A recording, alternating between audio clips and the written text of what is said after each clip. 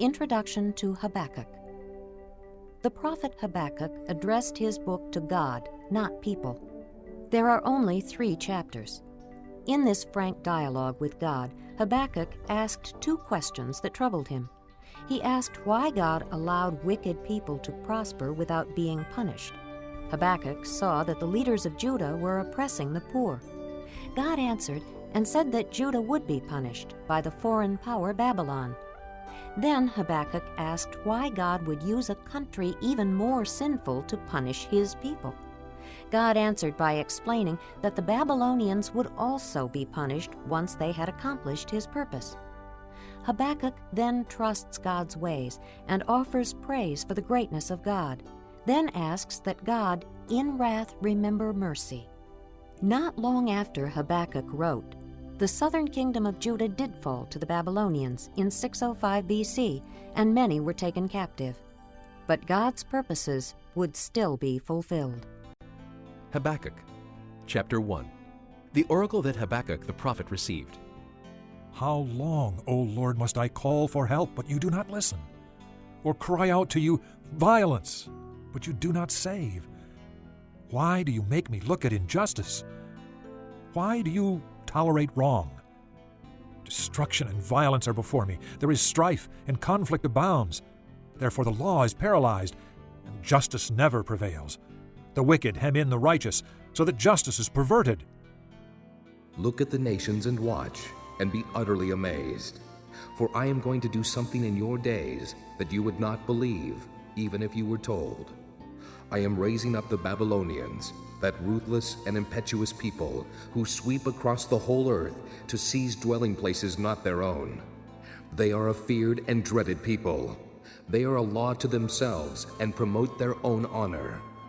Their horses are swifter than leopards, fiercer than wolves at dusk. Their cavalry gallops headlong. Their horsemen come from afar. They fly like a vulture swooping to devour. They all come bent on violence. Their hordes advance like a desert wind and gather prisoners like sand. They deride kings and scoff at rulers. They laugh at all fortified cities. They build earthen ramps and capture them. Then they sweep past like the wind and go on, guilty men, whose own strength is their God. O Lord, are you not from everlasting? My God, my Holy One, we will not die. O Lord, you have appointed them to execute judgment. O Rock, you have ordained them to punish. Your eyes are too pure to look on evil. You cannot tolerate wrong. Why then do you tolerate the treacherous? Why are you silent while the wicked swallow up those more righteous than themselves?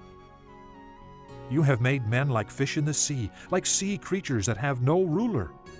The wicked foe pulls all of them up with hooks. He catches them in his net. He gathers them up in his dragnet, and so he rejoices and is glad. Therefore he sacrifices to his net and burns incense to his dragnet. For by his net he lives in luxury and enjoys the choicest food. Is he to keep on emptying his net, destroying nations without mercy? Chapter 2. I will stand at my watch and station myself on the ramparts.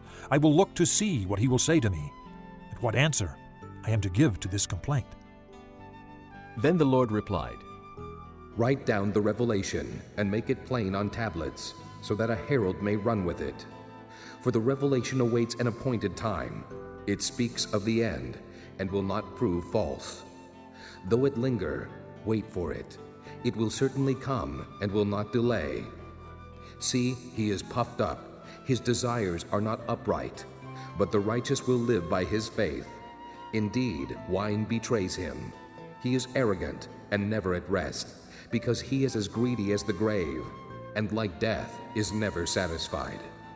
He gathers to himself all the nations and takes captive all the peoples. Will not all of them taunt him with ridicule and scorn, saying, Woe to him who piles up stolen goods and makes himself wealthy by extortion?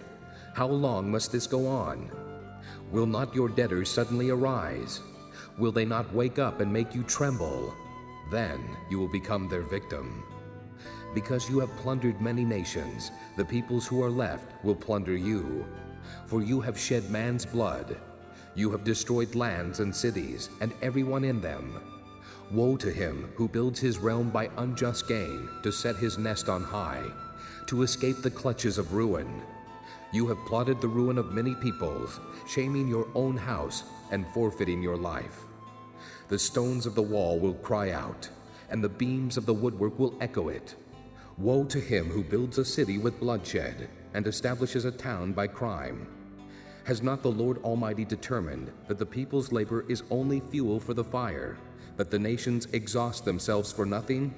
For the earth will be filled with the knowledge of the glory of the Lord, as the waters cover the sea. Woe to him who gives drink to his neighbors, pouring it from the wineskin till they are drunk, so that he can gaze on their naked bodies. You will be filled with shame instead of glory. Now it is your turn. Drink and be exposed. The cup from the Lord's right hand is coming around to you, and disgrace will cover your glory. The violence you have done to Lebanon will overwhelm you, and your destruction of animals will terrify you. For you have shed man's blood. You have destroyed lands and cities, and everyone in them. Of what value is an idol, since a man has carved it, or an image that teaches lies? For he who makes it trusts in his own creation. He makes idols that cannot speak.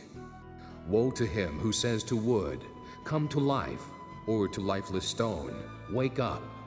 Can it give guidance? It is covered with gold and silver. There is no breath in it. But the Lord is in his holy temple. Let all the earth be silent before him. Chapter 3. A prayer of Habakkuk the prophet, on Shigionoth. Lord, I have heard of your fame. I stand in awe of your deeds, O Lord. Renew them in our day, in our time make them known. In wrath, remember mercy. God came from Teman, the Holy One from Mount Paran. Selah. His glory covered the heavens, and his praise filled the earth. His splendor was like the sunrise. Rays flashed from his hand where his power was hidden.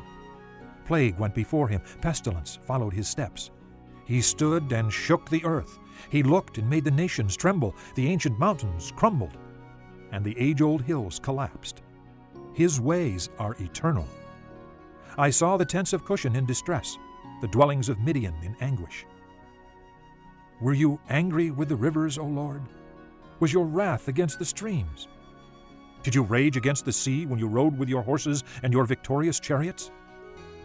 You uncovered your bow. You called for many arrows. Selah. You split the earth with rivers. The mountains saw you and writhed. Torrents of water swept by. The deep roared and lifted its waves on high. Sun and moon stood still in the heavens at the glint of your flying arrows, at the lightning of your flashing spear. In wrath you strode through the earth, and in anger you threshed the nations. You came out to deliver your people, to save your anointed one. You crushed the leader of the land of wickedness. You stripped him from head to foot. Selah. With his own spear you pierced his head when his warriors stormed out to scatter us.